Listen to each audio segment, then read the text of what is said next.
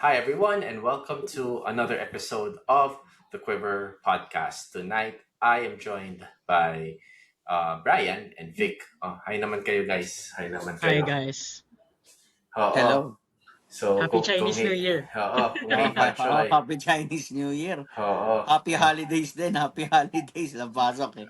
Kaya oo. happy holidays. On a scale of 16 to 1, how much have you enjoyed this holiday season? 17. 17. O kaya pwedeng 0-14. Ganon. So,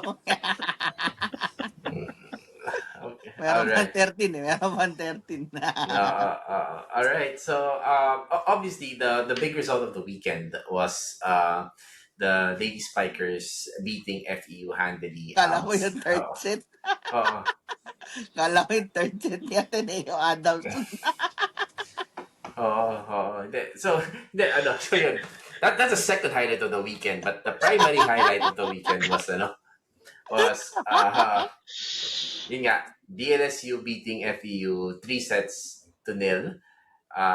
Standout performances by a couple of guys. And let's talk about that. Let's start talking about these people, right? The headlines would obviously go to Shavana Lapot, who scored 23 points. Maybe Brian and Vic, you want to talk us through a little bit more what happened there? Ano na? Ako na? I think I'll start a little bit. I think na comment ko naman sa GC natin nung Saturday na I felt differently from our last season's laro as compared to nung Saturday. I'm not an expert in volleyball, so hindi ko ma-explain. Basta parang, ano ba, mas confident tayo gumalaw as It, compared last season. So, kasi, to be honest, last season, first game pa lang natin, medyo alam mo ng merong kulang sa timpla. Parang it's ganon. like it's like they knew what to do eh. Alam mo yon? It's like they came in with an absolute a different level of veteran presence. I think that's probably like kind of what I want to think about it. And Shavana Lapot really performed extremely well, especially in the first two sets. I wouldn't even say that's a Gulat factor. She's been Oo with the naman, team oo for naman. for several Wala, for wala several na. years already. Oo. Hindi mo na, wala nang Oo. gulat factor doon. Scouted na yan, malamang. Silang Oo. dalawa ni Angel eh. And to score 23 points, she was named team captain this year. Brian, want to talk about the performance a little bit more, I suppose. I think watching how she earns her points, halo-halo eh. Syempre there's that power spike galing yung matataas na service na siya lang nakakabot. That's what makes it difficult to block Yan, if you're FEU, di ba? yan tangkad Kasi, pa niya. iangat lang ni Ang taas na natin, tangkad bola. ba? Then Chev, parang yung ano yan eh, yung alley-oop ni Thomas Torres kay Mbale. Ikaw na bahala tumapos. Yan. Bahala ka na, habulin mo dyan. And then of course, meron din siyang mga change-ups eh, every now and then. Meron dun yung isang particular point na change-up niya na hindi natin masabi kung sinadya niya ba yun or hindi. Kasi kahit siya, nagulat siya na na-pull off niya yun eh. Pero ibig sabihin, they practice it and it comes off every now and then. And that's an expanded arsenal in our attack that is always nice to see. Kasi 'di ba parang, I mean, it's not bad to rely on certain individuals, pero pag may mga ganyang unpredictability na sa attack dahil marami na silang kayang gawin, mas lalong mahirap bantayan. Kasi parang sa basketball, di ba, you can create your own shot. So sa volleyball, if you Yes. can attack the net defense several ways, nightmare ka. Kasi ang minsan iisipan na lang nila, mag-miss hit ka eh. It's either tumama sa antena or outside, gano'n na lang eh. Parang, alam mo yun, if you're the opponent, you'll have to tinker your defense sa net. Hindi na enough na, tawag dito, aasa ka na lang na inefficient yung, kasi kailangan mo rin Oo, ma-solve alam mo. yung riddle at the end of the day. So Yep. that's how Chev looked, at least in the first 3 sets this season. Mm-mm. I wanna talk about third set in particular as well. And of course, there are two main topics here. I'll start with, of course, the first topic that we wanted to discuss was si Nunag. Like, man, like she set the ball like she's been with the team for the last 5 years. And alam mo yun, she knew exactly where Amy Provido was. She knew exactly where Shavana Laput was. And of course, she also knew exactly where Angel Canino was. I want to talk more a little bit about Canino in the third set. But what do you guys feel about Nunag's performance and what she will bring to the team? And is she the missing factor that could lead us to the crown this season? To be honest, yan yung hinahanap natin for how many seasons now eh. Stable setter. Kasi parang we all know na yan ang, well, apart from good attacking quality, no? Parang yan yung aasahan mo rin talaga eh. I mean, a good setter can take you so far. Parang kahit siguro saktong attacker ka lang, if you can get good quality sets, chances are mas mataas yung chance mo na manalo yung match. So ang question is, have we found our setter finally at last? Parang ganun eh. So yun yung talking point with performance ni Nunag. Although it's just one game, we are yet to see against quality opposition. And it either ano lang yan, two ways, mag-unravel, starting to commit mistakes later on as soon as she gets scouted, or uh, tuloy-tuloy siya na i-buck yung odds and keep playing the way she played nung Saturday to help us finally reclaim the championship sa women's volleyball. Oh, it was an incredible performance from her. Like, especially in the third set, when FEU had that 10-point run and we had that mini run after. I won't even call it a mini run. Parang 5-point run yata right afterwards. Led Yep. specifically by Angel Canino. I think, how many points did Canino have in the third set? Like, at least 10. Grabe. At Oo, least 10. Oo. Buhat na. And, Ano na, clutch mode. oo.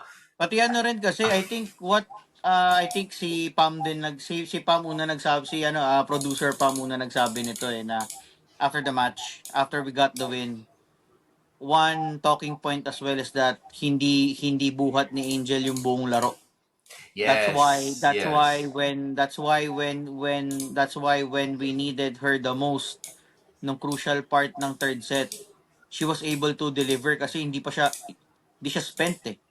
Kaya, Yes. 'di ba, yung timing, she can kung kailan niya kailangan maging clutch, she was able to deliver. Yun nga, iaano ko siya sa how we're talking about yung ating men's basketball team, 'di ba? We were saying as always na we can't rely on two guys, one guy, 'di ba? I mean, I think it's the similar thing for women's volleyball na it's nice to see good production ng weekend, ng opening match natin. And I think that will also be similar. Kung ano yung tema ng men's basketball, I think that's the same if we want to win the championship for season 88 sa women's volleyball. It's not going to be, I think, Angel and Chev alone. May dapat. The others should also help and step up. Yeah, I agree. Brian, wanna add anything to that? Yeah, just to touch a bit, we had several blocks in that game. I think 11 Mm-mm. finality, and most of the points 11, yeah. came from Provido. But of course, as much as we would like to credit Amy individually for converting those defensive moves into points, kailangan din siguro natin i-credit sina Lilay and maybe even Chev and Angel, whoever supporting dun sa block. Kasi Yep. ano siya eh, collective effort siya eh. I mean, at the end of the Naman day, to one talaga, person system will get talaga yan, system. one person will get the credit minsan sa point, pero syempre sasabihin naman ng mga players, they can't make that block if kunwari yung coverage double coverage, single coverage. So yun nga, sabi ni Vic, it's a system. So ano yan, depende kung sining spiker nung kalaban eh, kung anong treatment nila, kung kailangan ba isa, dalawa, or even tatlo. May mga players na minsan tatlo ilalagay mo eh. So I guess that's what Vic is saying. And also si Reterta also stepped up. I think aside from the points na di masyado makikita sa stat sheet, the way she's keeping the ball alive and making good passes to her setter, or at least kung hindi sa setter, sa teammate, just to keep our rallies in play. Kasi 'di ba syempre kung pangit kung wala tayong masyadong binigay na free ball if I remember sa FU eh. Parang at least merong nagagawang paraan na ibalik siya na spike eh. Kahit hindi clean yung spike. Parang I don't remember us passing the ball to FU dahil wala nang choice. Usually when we attack them, when we force them to at least make it difficult for Ubaldo to make that good set. Parang so O yung that's mga serves natin din ng weekend, grabe, parang I mean, we all know we've been doing that for how many seasons running na yung mga serves natin kinakargahan.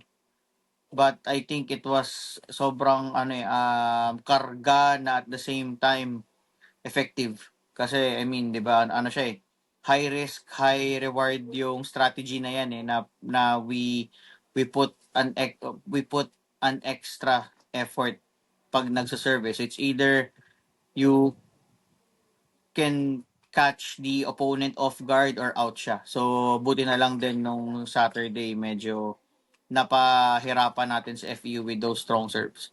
And on that note, right, like we actually basically almost led them in every statistical category, right? 41 against 34 spikes, 11 blocks to their 5 blocks, 5 aces against their 1-8. FEU had 20 errors, and if there's anything to criticize about the Sun, it's probably the errors because we had 18 errors as opposed to their 20. So, dalawa lang lamang nila. So, obviously, like something that we can work on. At least over the next few games. And like we've always talked about, like in basketball, right? It's about peaking at the right time, just like the Green Archers who peaked at the right time to eventually get the championship. No, kailangan natin isingit talaga yun. But also,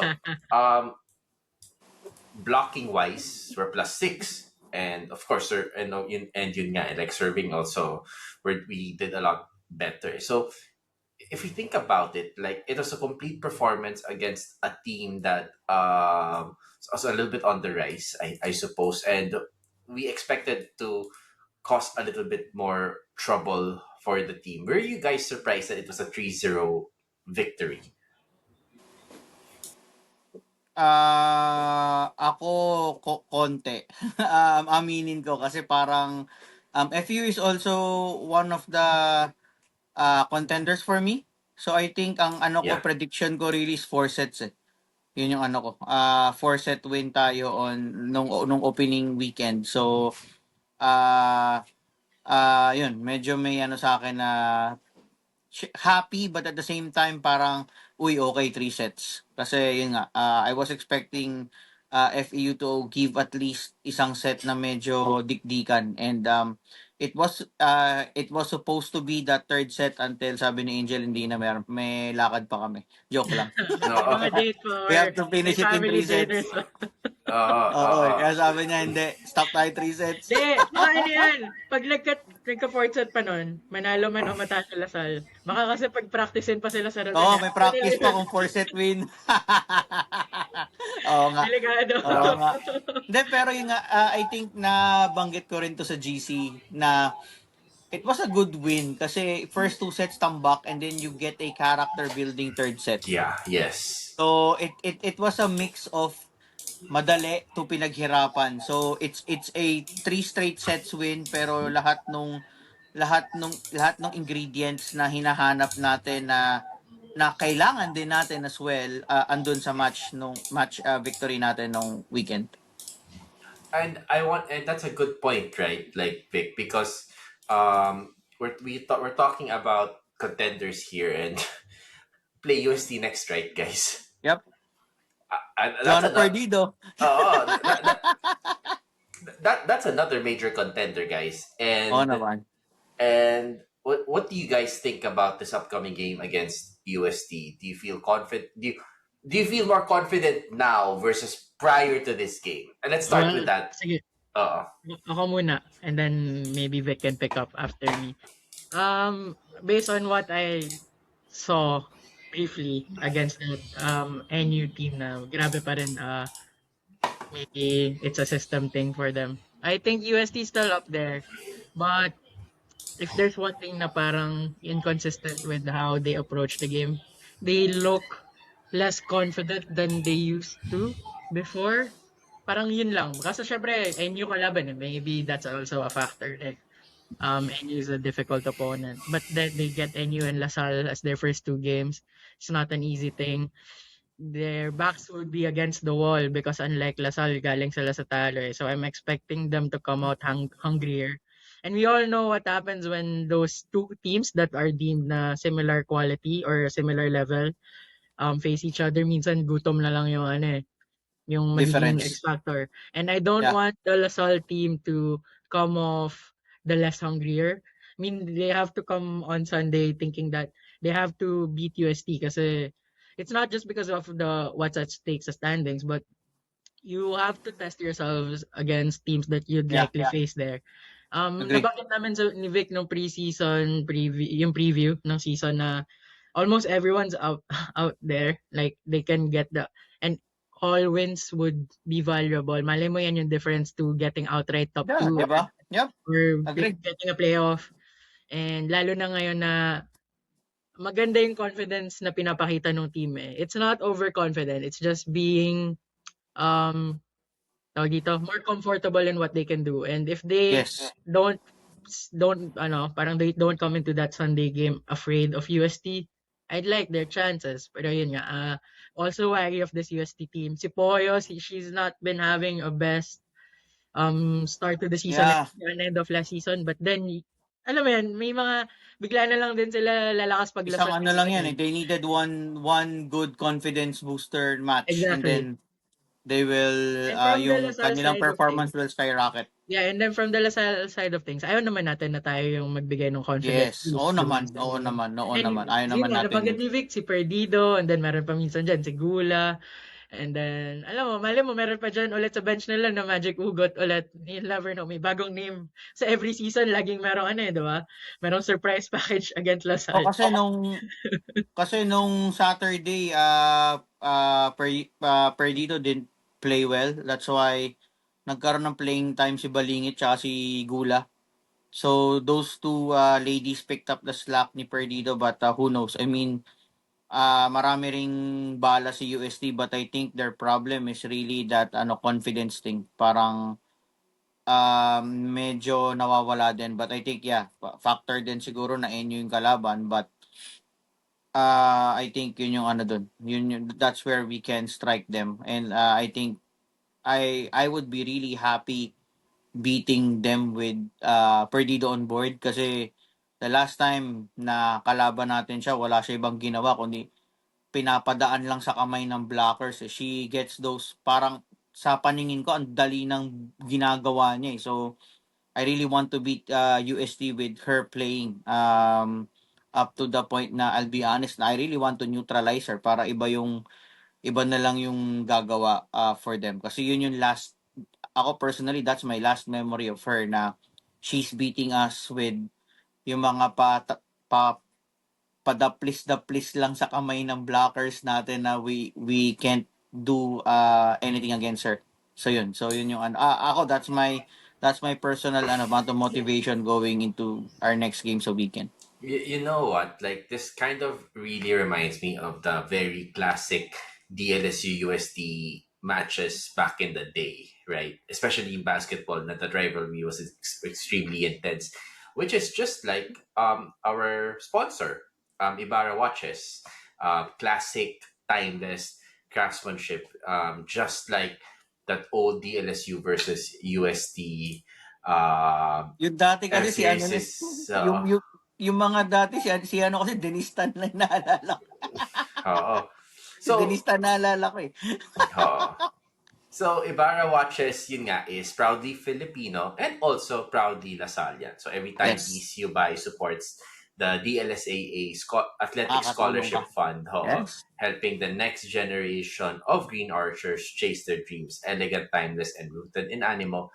That is Ibarra. You know what, kanina, just a quick segue before we talk about UST again a little bit more. I was in Cultura, Mhm. and then you Oy, can also Cultura.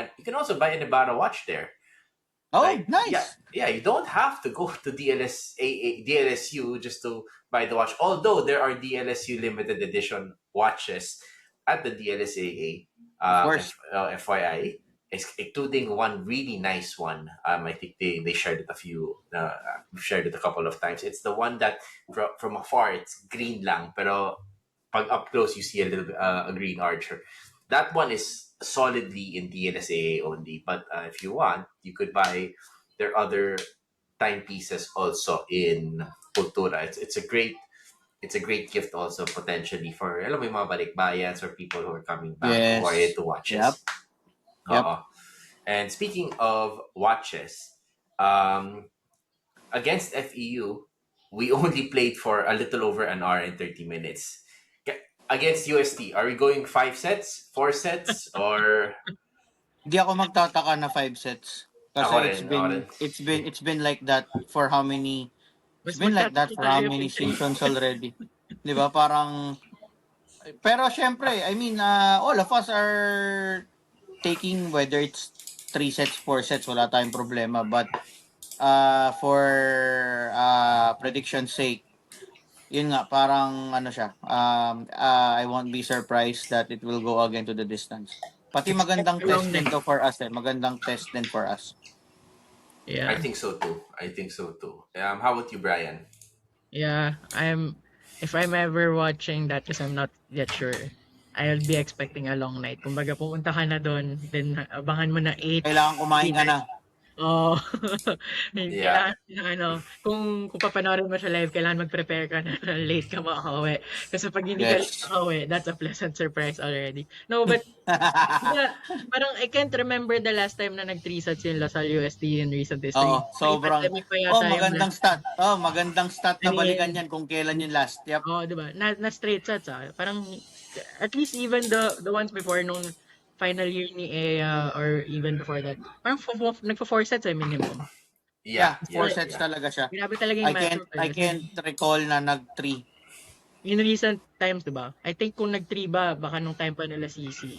Baka nga rin hindi pa nun Like, if someone can comment there, di ba? That's a nice thing to. Oo, kung may magko-comment sa mga natin, viewers natin. Yeah. I remember audience. before na nagte-3 siya, pero very rare. So, I mean, that's really how Lasal UST volleyball games sa women's go is. Are intense. Sobrang ganun ka-intense. Nag-expect ka na magkakasagutan sila because yun nga, their styles throughout the years, they change. Sometimes UST naman yung matatangkad.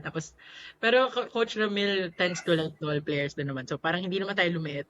Pero minsan UST yung mas matatangkad or yung mas malalakas. But now, their specialty is speed and agility sa net, ganyan. So, it's always a nice spectacle. And not just the players, also the crowd. Syempre, alam naman natin when we watch these games, hindi siya tahimik. Yun lang masasabi ko. Hindi siya tahimik in a good way. And yeah, looking forward to that on Sunday as well. Sa ano yan, MOA, if I'm not mistaken. So that's Oo. yeah, cracker. And I hope that maybe in our next episode on this item, right? Like we have someone from the Quiver podcast who will be able to watch it live on Sunday. Actually, yung isa lang naman nanonood live sa atin lately si Willie So hopefully bakit nga ba? Ba't nga sipag manood ni Willie ngayon ng live ng volleyball? Ano bang meron? Meron? I guess if you know Willie, like you know the answer to that. Hindi na natin sasabihin 'yon. Oo. Like Willie I think is I think Willie is trying to be a connoisseur kasi of the different sports because kasi so for instance si Brian here on our team, he watches the baseball matches. Also si Vic and si Pam, they watch the football matches. I watch the chess matches. So para each of us we have a certain level of subsport. May connoisseur. Subsport. May connoisseurness kami.